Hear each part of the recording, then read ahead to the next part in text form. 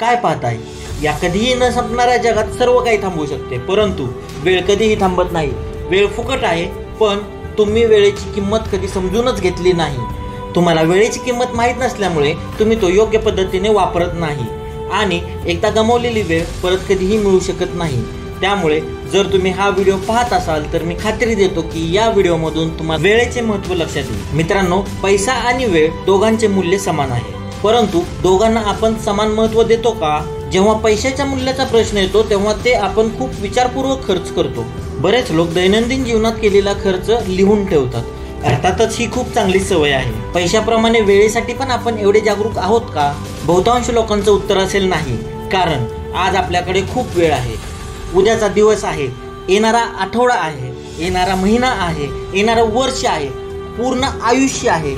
आमच्याकडे पैसा फार कमी किंवा अजिबातच नाही, म्हणून आम्ही पैशाला जास्त महत्त्व देतो, वेळेला नाही। त्यामुळे जर तुम्हाला वाटत असेल की माझ्याकडे भरपूर वेळ आहे तर तुम्ही सर्वात मोठ्या प्रमाणात जगत आहात। बऱ्याच लोकांना असे वाटते की पैसा वेळेपेक्षा खूप मोठा आहे, पण पैशापेक्षा वेळ मोठा आहे असा माझा समज आहे। आपण वेळेतून पैसे कमवू शकतो, पण पैशातून वेळ कधीच कमवू शकत नाही। एकदा खर्च केलेला 1 मिनिटही 1 कोटी दिल्यानंतर तुम्हाला परत मिळणार नाही। काही लोक म्हणतात माझ्याकडे वेळ नाही, परंतु देवाने प्रत्येक व्यक्तीला 24 तास एका दिवसामध्ये दिलेले आहेत। मित्रांनो, आपल्या डोळ्यासमोर अशी खूप उदाहरणे आहेत की ज्यांनी या 24 तासाचा वापर करून समाजाच्या हिताची कामे केली आहेत। प्रत्येकाकडे वेळ असतो, पण त्या वेळेचा योग्य वापर कोण करतो हाच खरा मुद्दा आहे।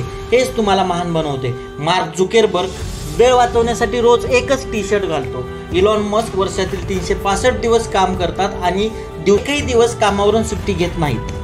मित्रांनो, मला तुम्हाला इथे एक गोष्ट सांगायची आहे की प्रत्येकाला आयुष्य बदलायला वेळ मिळतो, पण आयुष्य पुन्हा वेळ बदलायला मिळत नाही। मित्रांनो, मुंग्या देखील उन्हाळ्याच्या हंगामात अन्न साठवून ठेवतात, जेणेकरून त्यांना पावसाळ्यात सहज अन्न उपलब्ध होऊ शकेल आणि त्यासाठी त्या उन्हाळ्यात खूप कष्ट करतात, कारण त्यांना माहीत आहे की जर आपण अन्न साठवले नाही तर पावसाळ्यात आपण उपासमारीने मरणार आहोत। तुमच्या बँक खात्यात रोज पैसे जमा होत नाहीत, परंतु दररोज तुमच्या आयुष्याच्या खात्यात 86,400 सेकंद असतात आणि दिवस संपेपर्यंत तुमच्याकडे एकही सेकंद शिल्लक नसतो। आपण ते शक्य तितक्या चांगल्या प्रकारे खर्च करू शकता। असे असेल तर मित्रांनो, 1 सेकंदही वाया घालवू नका।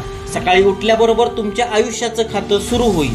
सर्वप्रथम स्वतःला सांगा की मी आजच्या दिवसाचा एकही सेकंद वाया घालवणार नाही। एकतर स्वतःला बदला किंवा वेळ तुम्हाला बदलेल। स्वतःला बदललं तर ठीक आहे, पण जेव्हा काळ बदलतो तेव्हा खूप त्रास होतो। ज्याप्रमाणे शेअर बाजारातील चुकीच्या कंपन्यांमध्ये पैसे गुंतवल्यामुळे पैशाची हानी होते, त्याचप्रमाणे चुकीच्या ठिकाणी वेळ वाया घालवल्याने आयुष्याची हानी होते।